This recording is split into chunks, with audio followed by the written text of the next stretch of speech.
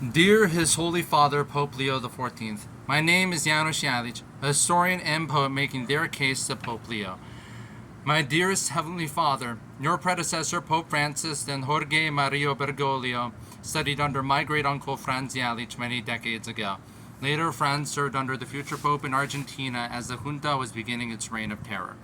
Facing terror, militaristic fascism, and torture, my great-uncle served the Argentinians with food, water, prayer, and kindness. The Argentinian junta responded by kidnapping him and a friend of his, Orlando Yorio.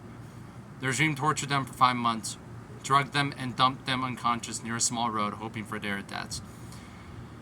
Call it perseverance, faith, or a miracle that my great-uncle survived.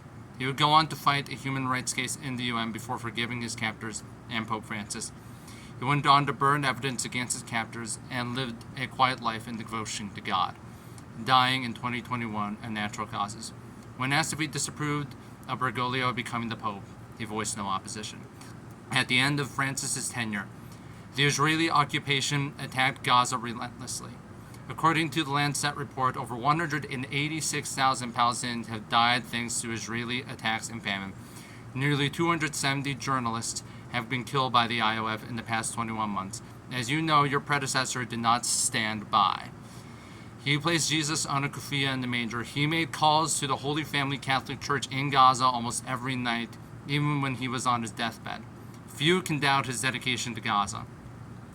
Israel has escalated the genocide since Francis's death, killing thousands. Children are starving, wondering if they'll see food or their parents again. Thousands of aid trucks await to bring in food, medicine, and drink, but you and I know well that the IOF and the Israeli people block those trucks. They have lost all sense of humanity and empathy long ago. I'm sure that you heard that the Global Samud Flotilla intends to break the siege. They are coming with over 15,000 volunteers and ships from 44 countries. You know that these people are kind and brave. I believe they need your presence on those ships to break the siege. I know that you have voiced support for the Palestinians, and you send Cardinal Pizzaballa to see their condition.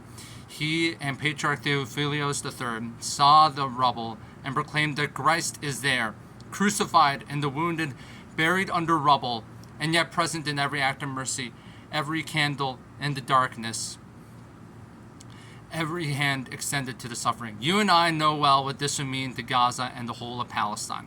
Francis would not have been fit enough for this voyage, but I know that you are younger than him and more able. I implore you to go to Gaza with the flotilla to deliver aid. I won't deny that it's dangerous. They kidnapped the Handala and the Madeleine. They tortured its volunteers, but I believe in your power. I believe in your conscience and ability to bring people together. Palestine was where Jesus taught Christian morals to people.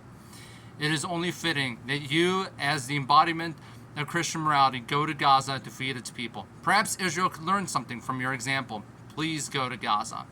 As late Anas al-Sharif said, I entrust you with Palestine, the jewel of the Muslim crown and the heartbeat of every free person in this world. I entrust you with its people and children whose pure bodies have been crushed under Israeli bombs and missiles.